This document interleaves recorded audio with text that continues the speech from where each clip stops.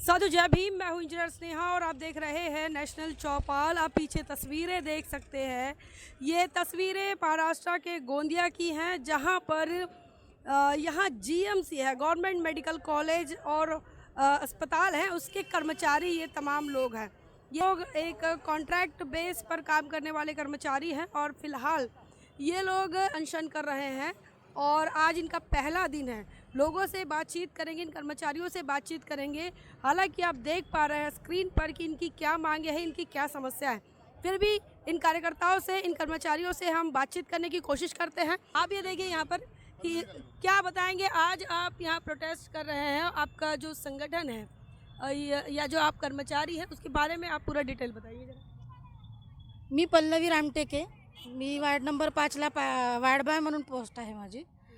आम्ही अशा खूप साऱ्या मागण्या करून डीन सरांना रिक्वेस्ट केल्या किंवा खूप साऱ्या प्रकारच्या संघटनेमार्फत आम्ही पत्र दिले। त्या पत्राद्वारे जसं उदाहरणार्थ काही असे कर्मचारी आहेत पुष्कळ सारे। कर्मचारी किस कंपनी के आप लोग? स्मार्ट सर्व्हिसेस कंपनीचे कर्मचारी आहोत आम्ही। और अब इस स्मार्ट सर्विस कंपनी में कितने कर्मचारी है कुल मिलाकर? अभी फ़िलहाल तो 504 बोल रहे थे, लेकिन हमारे हिसाब से तो भी 600 के ऊपर कर्मचारी हैं।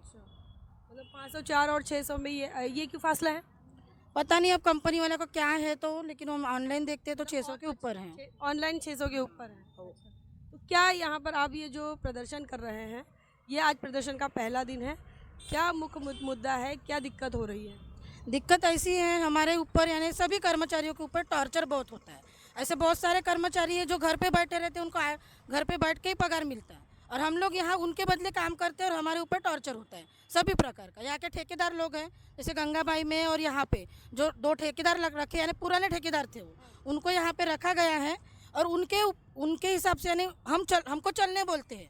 जैसे स्मार्ट सर्विसेज वालों को बोलो, वहाँ के मैनेजर को बोलो, तो वो बोलते हैं वैसे जो बोलेंगे, जो लोग वो बोलेंगे वही तुमको करना है।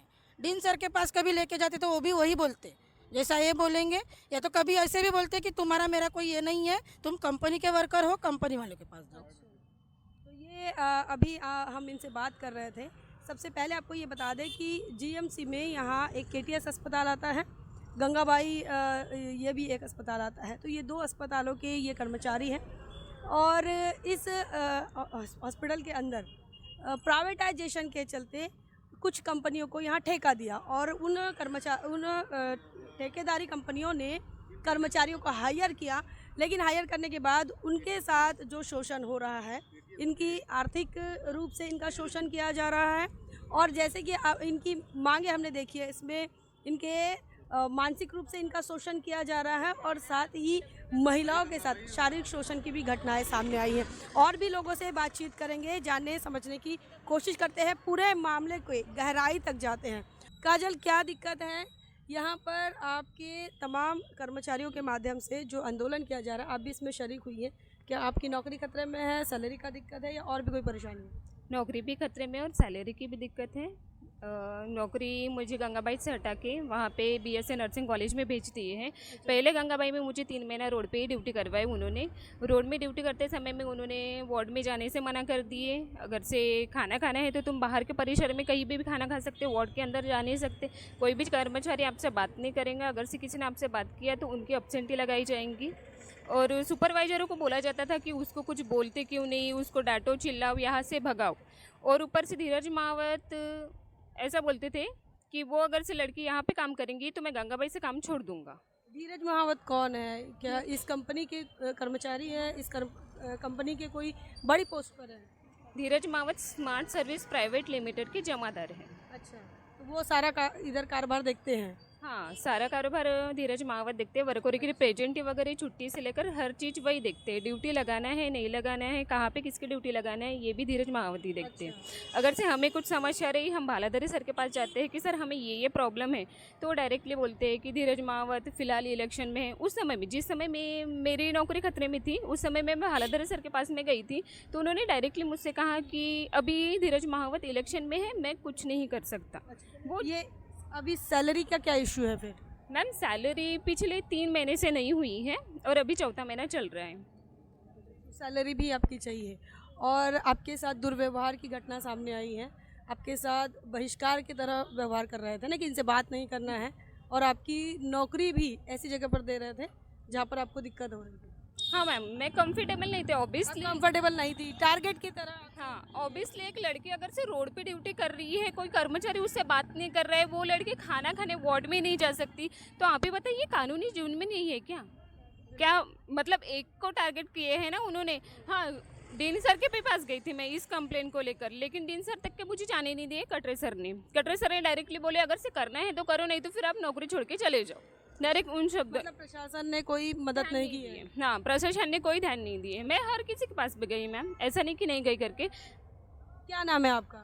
मेरा नाम शारदा चचान है। क्या बताएंगे शारदा जी, आप भी इस आंदोलन में आई हैं?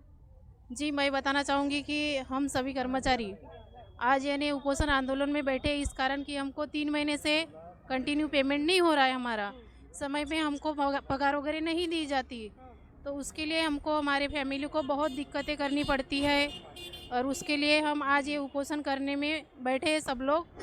तो मैं ये कहना चाहूँगी कि हमको समय पे पगार मिलना चाहिए, महीने में 10 तारीख के बाद में हमको हमारे हाथ में पगार मिलना चाहिए।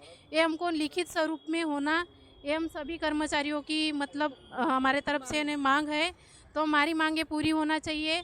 और ये आगे से अगर हमारा ये अभी उपोषण जो चालू है तो हमारा जो पेमेंट अभी होगा नहीं, तो हम सब लोग तब तक उपोषण में बैठेंगे जब तक हमारा तनख्वाह हमको समय में नहीं मिलेगा। अच्छा, ये यहाँ पर जो कंप्लेंट आ रही है, ये कंपनी के कर्मचारियों की कंप्लेंट है, इससे दिक्कत हो रही है?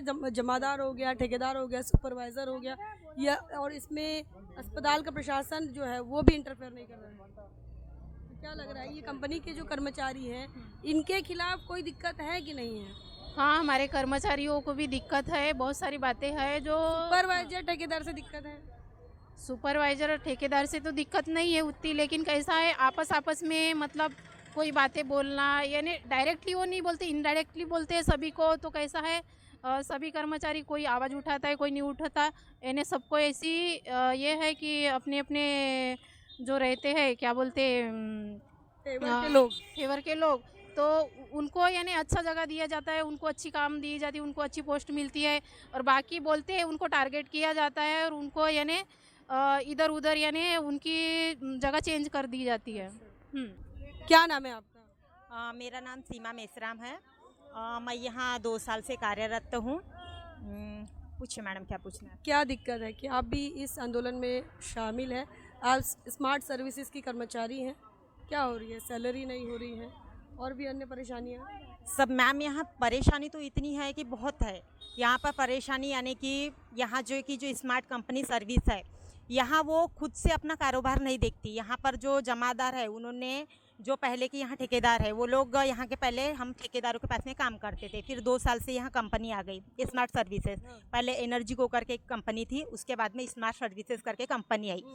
तो वो लोग सिर्फ नाम के लिए कंपनी चला रहे हैं। यहाँ के जो है पूरा यहाँ का कारोबार ठेकेदारी देख रहे हैं। जैसा ठेकेदार बोलेगा कि यहाँ पर इनको ड्यूटी पे रखना है, उनका पॉइंट चेंज करना है, वो लोग अपना कंपनी कुछ भी काम नहीं कर रही है।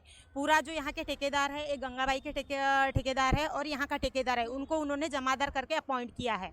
और हमारी जो भी समस्याएं होती है, हम ऑफिस में लेके जाते हैं, तो वहाँ से हमको ये बोला जाता है कि तुम लोग अमित भैया के वर्कर हो, कंपनी वाले बोलते हैं उनके पास में जाओ। और जो यहाँ अमित ठेकेदार है, उनके पास हम लोग जाते हैं तो वो बोलते हैं कि तुम लोग कंपनी के ठेकेदार हो, कंपनी वाले के जाओ। यानी हमारे समस्याओं की सुनवाई नहीं होती।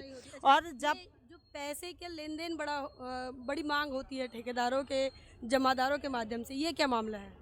पैसे से मैम ऐसा है कि यहाँ पर गंगाबाई में बहुत ही ज़्यादा करप्शन है। उन्होंने ये तक लिख के दे दिया है कि हमको सैलरी हमारी नहीं भी होगी तो हमको कोई ऑब्जेक्शन नहीं है, लेकिन मैम वहाँ पर इतनी कालाबाजारी है कि जिसकी वहाँ का हर चीज़ से कालाबाजारी है। वहाँ पे ड्यूटियाँ लगाने के पैसे लिए जाते हैं, हमारे केटीएस में नहीं है, तो उन लोगों ने साफ लिख के दे दिया कि हमारी सैलरी नहीं भी होगी, हमको कोई दिक्कत नहीं है। लेकिन मैम अगर हमारी 3-3, 4-4 महीने सैलरी नहीं होगी तो हम लोग तो कहाँ पे, हम लोग अभी अपना कर्ज ले लेके अपना घर का गुजारा कर रहे हैं। यहाँ पे ऐसी बहुत सारे लेडीज़ है कि जिनके घर में वो सिंगल वुमेन है, जो सिंगल वुमेन है उनका अकेले घर चल रहा है। मेरे घर में भी मैं सिंगल वुमन हूँ, मैं अपने घर पे मेरे बच्चों 2 पाल रही हूँ। हम कर्ज ले लेके अपना गुजारा कर रहे हैं और अपन ऐसी समस्याएं लेके हम कंपनी वाले के पास में जाते हैं तो वो लोग डायरेक्ट ये शब्दों में बोलते हैं कि गेट आउट, यहाँ से आप लोग निकल जाओ। तो हम अपनी समस्या लेके कहाँ जाएंगे? डीन सर के पास जाते हैं तो डीन सर डायरेक्ट बोलते हैं कि आप लोग कंपनी के वर्कर हो, आप लोग कंपनी वालों के पास में जाओ। कंपनी वालों के पास में जाओ कि सर सैलरी क्यों नहीं हो रही, तो वो लोग बोलते हैं कि डीन सर की इधर से हो रहा है। यहाँ कई कंपनी का ऑफिस है आपके इस हॉस्पिटल में? मैम पहले यहाँ केटीएस में था, लेकिन हम लोग ऐसे ही पेमेंट के लिए वहाँ जा जा के हंगामा करते थे, यानी पूछते थे, वहाँ कुछ नहीं करते थे, वहाँ सिर्फ जा जा के पूछते थे कि सर हमारी पेमेंट नहीं हो रही है, ऐसा नहीं हो रहा है। तो ये लोग बार बार आ रहे करके उन्होंने अपना यहाँ का ऑफिस गंगाबाई में ट्रांसफ़र कर लिया। और मैम हम जैसे ऑन ड्यूटी जाते हैं तो वो लोग बोलते हैं कि पॉइंट छोड़ के जा रहे हैं, ड्यूटी नहीं कर रहे। ऐसे बहुत सारे आरोप है, वो लोग जो हम लोग पे बिना यानी कुछ ना किए आरोप लगा रहे। मैम यहाँ से ऐसा भी है कि यहाँ पे जैसे किसी ने आवाज़ उठाया यहाँ के करप्शन के खिलाफ या किसी चीज़ के खिलाफ, तो यहाँ से डायरेक्ट पॉइंट चेंज कर दिया जाता है। नौकरी भी जा सकती है? हाँ, ये लोग धमकी देते हैं। अभी आप लोग यहाँ पे 100-200 लोग बैठे हैं, आप लोगों की भी नौकरी खतरे में होगी? हाँ मैम, हम लोगों की अभी नौकरी खतरे में है। जैसे कि अभी हड़ताल वगैरह हो जाएगा, ये पेमेंट डाल देंगे। अभी जैसे अभी जब भी वो लोग आए थे कि ये बोले उन्होंने कि आप लोग 1 महीने की पेमेंट डाल रहे हैं, जबकि अभी हमारा 4था महीना चालू है, हमारी पेमेंट नहीं हुई है।